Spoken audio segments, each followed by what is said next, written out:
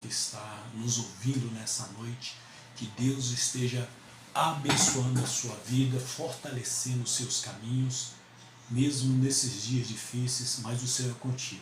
Quero deixar uma palavra nesta noite e quero estar lendo aqui o texto, que é o texto a qual Deus trouxe ao meu coração nesse dia, e que vocês possam estar sendo alimentados pelo Senhor. É o texto de Mateus, capítulo 6, versículos de 25 a 34, que nos diz: Por isso vos digo, não andeis cuidadosos quanto à vossa vida, pelo que haveis de comer ou pelo que haveis de beber, e quanto ao vosso corpo, pelo que haveis de vestir. Não é a vida mais do que o alimento,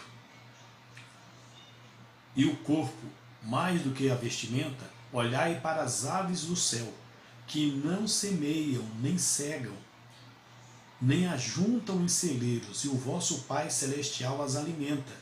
Não tendes vós muito mais valor do que elas? E qual de vós poderá, com todos os seus cuidados, acrescentar um côvado à sua estatura? Aí a Bíblia nos continua nos dizendo no verso 28, e quanto ao vestimento, por que andeis ansiosos? Olhai para os lírios do campo, porque eles crescem e não trabalham nem fiam, e vos digo que nem mesmo Salomão em toda a sua glória se vestiu como qualquer deles. Pois, se Deus assim veste a erva do campo, que hoje existe e amanhã é lançada no fogo, não vos vestirá muito mais a vós, homens de pequena fé? Não andeis, pois, inquietos, dizendo: que comeremos, ou que beberemos, ou com que nos vestiremos? Porque todas essas coisas os gentios procuram. De certo, o vosso Pai Celestial, olha só a paternidade de Deus, bem sabe que necessitais de todas essas coisas, mas buscai primeiro o reino de Deus e a sua justiça, e todas essas coisas vos serão acrescentadas. Não vos aquieteis, pois, pelo dia de amanhã, porque o dia de amanhã cuidará de si mesmo. Basta a cada dia o seu mal. Deus, muito obrigado pela palavra dessa noite, que o Senhor venha falar aos nossos corações, que o seu nome venha ser engrandecido neste dia. Nós queremos agradecer ao Senhor por mais uma noite, por mais um momento na tua presença, em nome de Jesus. Irmãos, nós temos vivido aí dias difíceis, né? E sabemos assim que algumas coisas que nós estamos passando por causa dessa pandemia, por causa dessa gripe do coronavírus, esse vírus que tem circulado o mundo, tem mudado a rotina, a nossa rotina.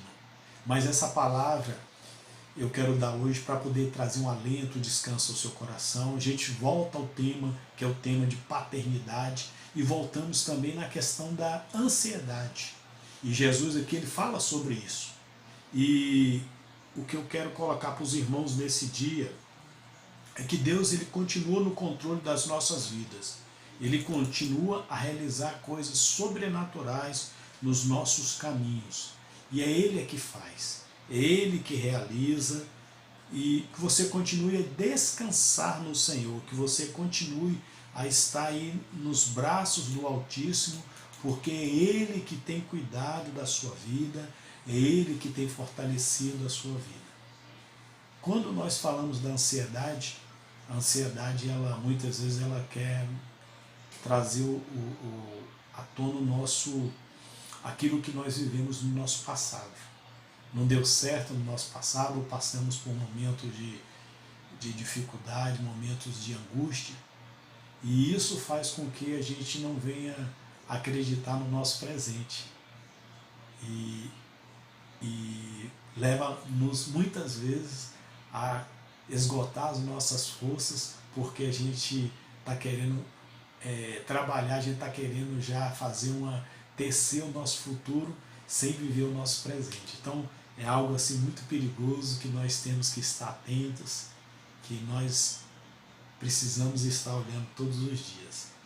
Irmãos, nessa passagem nós podemos ver o Senhor Jesus, ele nos trazendo algumas lições. E essas lições, elas vêm de encontro principalmente aos dias que nós estamos vivendo. E é interessante que a ansiedade, ela é algo que é inútil, ela é desnecessária e ela é nociva para nós. Nós precisamos estar atentos a isso. Mas Jesus, ele começa a falar no versículo 25, que ele fala que Deus é que nos deu a vida. E ele nos chama para que a gente não venha andar ansioso. E perceber que o Pai Celestial, se ele nos deu a vida, ele está no controle de todas as coisas. E essa vida que ele nos deu, nós precisamos entender que nós somos a obra-prima do Senhor. Não há preço. Cada pessoa tem a sua identidade, cada pessoa é diferente, cada pessoa é importante para Deus. Cada pessoa que Deus ele criou com certos valores, com certas características, com um potencial. E que você entenda isso. Então, o homem pode confiar em Deus, principalmente naquilo que são as coisas menores. Se nós somos a obra-prima do Senhor, então Ele vai cuidar. Então que você confie nisso. Confie na generosidade de Deus. Deus, a sua generosidade é magnífica, é tremenda. É Ele que nos sustenta. Ele vai nos abençoar no momento que nós nos esforçamos e vai estar abrindo as portas, nós vamos trabalhando, nós vamos caminhando, nós vamos guerreando e Deus ele vai dando a vitória para cada um de nós. Aí no versículo 26 ele faz a comparação com as aves, né? E essas aves são desprovidas de preocupação, elas seguem vivendo, elas nunca armazenam para um futuro até mesmo imprevisível. Essas aves fazem isso. E Jesus ele dá uma ênfase aqui que essas ênfase em relação à preocupação do homem, não que as aves elas podem trabalhar, mas que os homens eles se preocupam com o futuro, né? Então o homem ele quer acumular os bens agora no presente para poder ter uma segurança no futuro. Não que isso não seja errado, irmãos, você pode trabalhar para poder adquirir algo a mais para a sua família, para poder trazer um conforto para a sua família. Só que nós não podemos colocar nossa confiança nessas coisas. Nós não podemos colocar a confiança naquilo que é o material, naquilo que é o terreno, naquilo que são as riquezas aqui dessa terra. Aí no versículo 27, o Senhor ele vai falar sobre que a preocupação ela é inútil. E ele vai falar que o homem não pode acrescentar nem mesmo um côvado à sua altura. O que isso significa? Isso significa, irmãos, que o homem ele não pode acrescentar nem um dia algo na sua vida. Então, relacionado sobre o controle da vida, o controle daquilo que nós fazemos. Então, você faz, Deus ele vai estar ali com sua generosidade ali, abençoando, vai testificando, ele vai construindo por nós. Mas não somos nós que estamos no controle da vida. Várias pessoas que eu conheço que já tentaram fazer riquezas pelo seu próprio entendimento, pelas suas habilidades, depois fracassaram, perderam tudo. E isso traz uma frustração, traz até algo assim sobre o nosso coração que muitas vezes a pessoa pensa que ela não pode dar continuidade à vida. Muitos, principalmente na Grande Depressão dos Estados Unidos, em 1930, 29, 30, irmãos, ali muitos empresários, donos ali de riquezas e mais riquezas, perderam tudo. Mas aqueles que acreditavam que Deus poderia ajudá-los, eles foram levantados novamente. E você confie nisso, você crê nisso. os versos 28 a 30, Jesus ele vai falar sobre os lírios do campo. E ele vai falar sobre a grandeza da beleza desses lírios. E ele coloca que os lírios eles são vestidos de uma beleza tão imensa que ultrapassa até mesmo os mantos reais da época de Salomão. Então, os dias de Salomão foram dias tremendos. O reinado de Salomão foi um reinado próspero. A Bíblia coloca assim, de tal forma a prosperidade sobre Israel naquele tempo que as nações traziam ali tudo que era das nações ali. Israel estava ali, era como que Israel ali tinha tudo de melhor no mundo. O povo de Israel tinha o melhor do mundo naquela época. Era interessante. Mas ele coloca algo tremendo, que esses lírios, essas flores, no momento que eram colhidas, eram levadas para uma casa, então a beleza delas durava apenas um dia, quando elas eram colhidas. Aí, o que era costume ali pelo povo de Israel? No momento que eram colhidas, aí no outro dia elas eram retiradas, elas eram levadas ali para serem secas e elas eram reaproveitadas no fogo. Que ali tinha vários fornos, que eram fornos de barro ali, que as mulheres judias elas utilizavam aqueles fornos para poder fazer ali o seu almoço, o jantar e a sua alimentação. O que acontece? Essas flores, elas, quando seca, elas eram usadas para poder intensificar a chama daquele fogo ali dentro ali daqueles fornos. Então, é isso que eu coloco para vocês. Nós temos um valor muito imenso para o Senhor, mesmo essa beleza que Deus criou, essa é uma beleza passageira, é o que Ele está querendo dizer aqui para nós. E dando continuidade no verso 32, irmãos, aqui entra um argumento de Jesus contra a ansiedade. E ele vai falar das pessoas, as pessoas que não têm Deus, os povos pagãos. Então os povos pagãos, eles depositavam a sua confiança, entre aspas, nos seus deuses. Mas muitas vezes eles pensavam que os seus deuses eram deuses que eram de longe, eram deuses distantes, eram deuses egoístas e eram deuses que traziam até punições. Então eles não tinham a verdadeira confiança como aquilo que é proposto para nós. E principalmente no Novo Testamento, quando vai falar de Pai Nosso. Um Pai que cuida de nós, um Pai que quer cuidar da sua vida nesse dia. Deus está cuidando da sua vida. E é o que o Senhor quer colocar, que Deus ele é conhecedor das nossas necessidades. E em Lucas capítulo 18, versos 7 e 8 vai falar: e Deus não fará justiça aos seus escolhidos, que clamam a Ele de dia e de noite, ainda que tardio para com eles? Digo-vos que depressa lhes fará justiça. Então muitas vezes a gente está pensando que Deus ele está aquém daquilo que nós estamos passando, mas Ele vai agir no tempo dele. Deus ele sabe até onde nós suportamos a pressão. Deus sabe até onde nós aguentamos. Mas Ele traz justamente com a prova, Ele traz o escape dele. Então Deus ele vai fazer isso para nós esses dias. Ele vai trazer o escape dele. Ele vai continuar mantendo a proteção sobre a nossa família, sobre a nossa casa. Porque Ele tem cuidado de nós. Ele está no controle de todas as coisas. E eu quero aqui, irmãos, colocar os versículos 33 e 34, que aqui Jesus ele traz dois modos para podermos derrotar essas preocupações, para podermos derrotar essa ansiedade que muitas vezes tenta invadir o nosso coração. Então, a primeira aqui, que o homem ele deve concentrar, acima de tudo, na busca do reino de Deus. Em Mateus capítulo 6, verso 10, que fala sobre a oração, e fala para podermos, que assim na terra como no céu. Mas ele vai falar que fazer a vontade de Deus, e buscar o reino de Deus, e fazer a vontade de Deus, são a mesma coisa, irmãos. Quando nós buscamos o reino, nós estamos inseridos naquilo que é fazer a vontade de Deus.